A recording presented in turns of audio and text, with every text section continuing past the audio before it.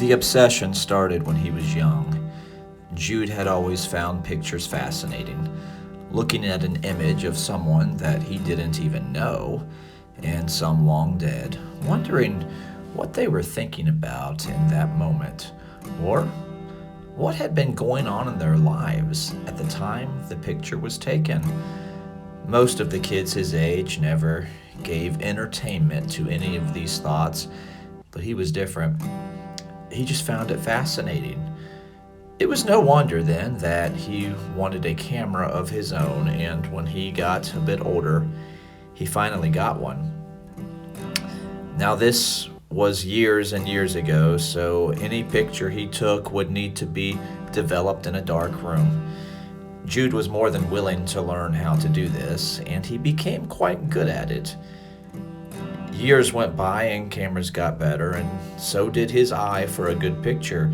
He took pictures of just about everything, but his passion was people. Friends, relatives, and sometimes even a casual acquaintance was added to his ever-growing collection of pictures. Only he liked to refer to them as memories. A picture was a memory, and there were people and events he never wanted to forget. Now, taking pictures took second place in his life when he met Julia. Hello was the first word he ever spoke to her. Can I help you with that? He was walking down the street with his camera, of course, when he noticed the young woman trying to pick up some items she had dropped so she could place them into her car. Oh no, I've got it, but thank you for asking. Kind of disappointed, he began walking along his way when she apparently dropped a canned good and it rolled into the back of his foot. He picked it up and carried it back to her. Here you go, he said. Thank you, she said as their eyes met. It was love at first sight. From that day forward, they were inseparable. It was only a few months later that they were married. Julia had learned throughout their life together that Jude was going to take pictures of everything they did together. Every trip, every occasion, the camera was there. Sometimes this annoyed her, but usually it didn't bother her. Where are we supposed to put all these? She once asked him, speaking of the numerous developed pictures in the house. Our walls are full, and they were. Walking through a hallway in their house was like walking through a collage of their memories together. We'll get books, he said. You know I have to take these pictures. You don't have to take so many, she suggested. Why so many? Because, he replied, every moment in life is precious. The more we can capture and hold on to, the less we lose. So she stopped trying to reason with him. Everyone has their quirks. His was his obsession with taking pictures. The years went by and the photo albums were filled. So more photos were being taken and more albums were needing to be bought. After about 40 years of their marriage, everything changed. They had been returning from a friend's house that they were visiting one Saturday night, and the weather took a turn for the worse. It was storming. The rain was coming down hard. Maybe we should pull over until it slows down, Julia suggested. You don't see as well as you used to, and anyway, and this rain isn't helping. We're nearly home, he replied, just slightly annoyed at her comment about his eyesight. Well, they were both right. They were almost home, but Jude should have listened to his wife and pulled over. The only thing he remembered about the crash was a blinding flash of lightning. After that, he must have lost control of the car. He woke up in the hospital very confused because his injuries were minor. He did not spend much time there before he was released. He was absolutely devastated to learn that his wife, Julia, had not survived the crash. After the funeral, his best friend Hank came to visit him. Are you gonna be okay? Hank asked. He felt silly asking. but wasn't sure what else to say. "Yeah, of course," he replied. "You know me." And then he broke down crying. Hank stayed with him for the rest of that day. Jude was glad to have a friend. "You guys had a lot of great memories," Hank commented sometime later. "It seems like you've documented every single one of them." That was the first time since the accident that Jude laughed. "Yeah, she hated all the pictures. Said I took too many." "Is there such a thing as too many?" Hank asked lightheartedly. "That's what I always said." And the sadness was still there, but Hank's presence helped. After a while, it was time for him to be heading home, though. "If you need anything," he said to Jude, "just call. I mean it. Anything." Jude thanked him and walked him to the door. After he left, Jude was alone. It was truly strange to be all alone in this house after having spent decades with his wife here. "Not really alone," he said out loud. "I've got my memories." He walked over to a picture hanging on the wall. It was a picture of a young Julia sitting with a picnic basket. This one he'd taken when they were first dating.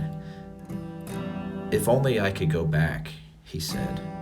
As he spoke, he reached out his hand and touched the picture.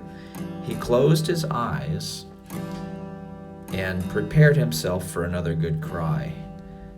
And then it happened.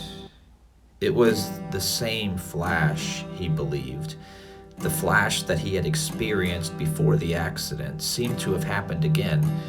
Forgetting all about the cry he was about to have, he let out a yell, being surprised by the immensity of the flash. "Jude? Jude, are you okay?"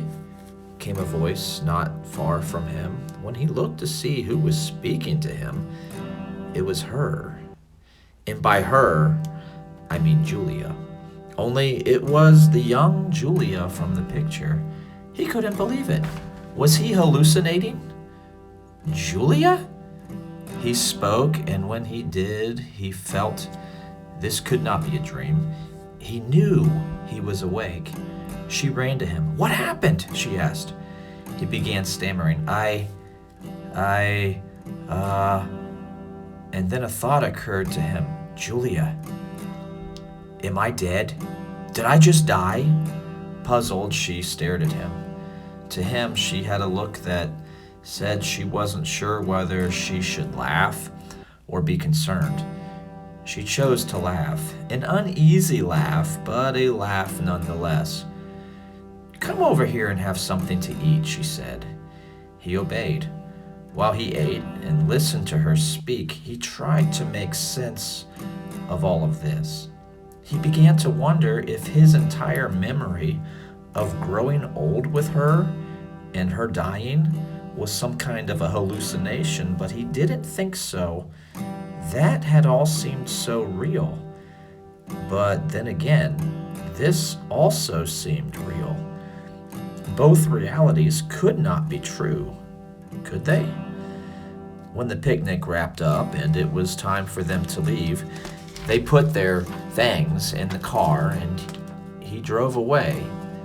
As soon as they pulled away from the scene of the picnic, he experienced the flash again and found himself standing in his hallway with his hand on the picture of Julia seated by the picnic basket. He stared at it for a good long while, not knowing what to think.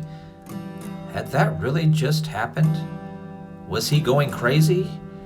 After about an hour of thought, he went to bed. When he woke, the incident was still on his mind. "I wonder," he said, as he walked back to the picture. He placed his hand on it and closed his eyes. There was the flash, and there was Julia. He arrived at the exact moment he had the night before. It was at the exact moment the picture was taken. And again, he relived the picnic. And again, when they pulled away, he was transported back to his hallway. He tried it several more times that morning. It worked every time. One of the times before he did it, he checked the time on his phone. When he returned, the time was exactly the same. He must have relived that picnic 16 times that day. After a bit, he sat down in his favorite chair in the living room. He'd been so caught up in the weird happening that he hadn't really taken time to realize what this meant. He had lost Julia. She was gone. But he could see her anytime he wanted just by visiting that picture. And he did.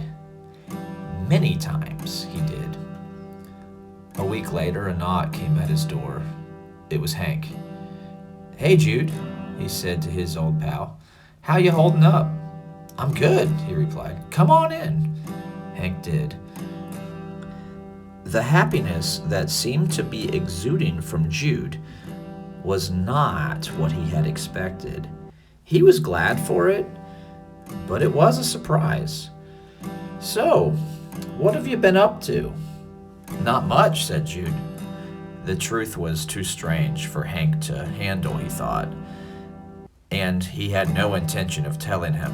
But after a while, Hank started to push him, sensing that something had been going on, and Jude surprised himself when he decided to tell him the secret. Hank stared thoughtfully for a moment. "So, you are reliving a memory?" "Yes," said Jude. "Well," said Hank, "it's good to remember and have memories. That is why you took all of these pictures over the years, after all." No, you don't understand," said Jude. Then he stopped himself, realizing it was a lost cause. Hank would likely never understand or believe him. How could he prove it to him anyways, and what difference did it make? He was reliving the memory, and that was all that mattered. Eventually, the visit was over and Hank left. It wasn't until after he left that Jude remembered something Hank had said.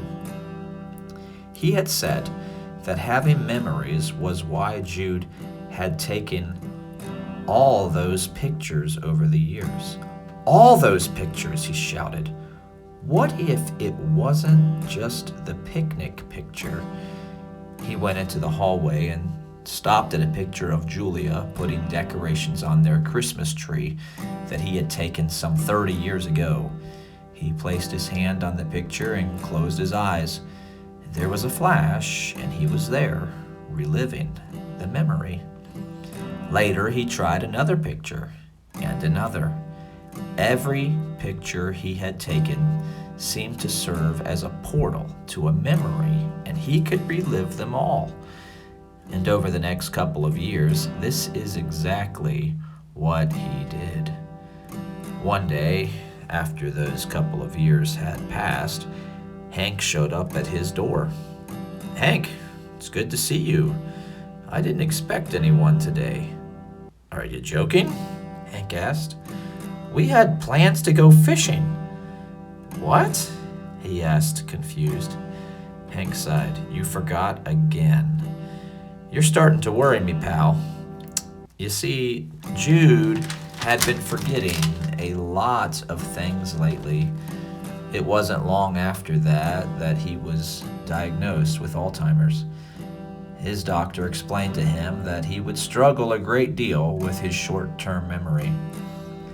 "What about long ago memories?" he asked. "Like my wedding?" "You'll probably remember those things," the doctor assured him. This was bad news, but what could he do?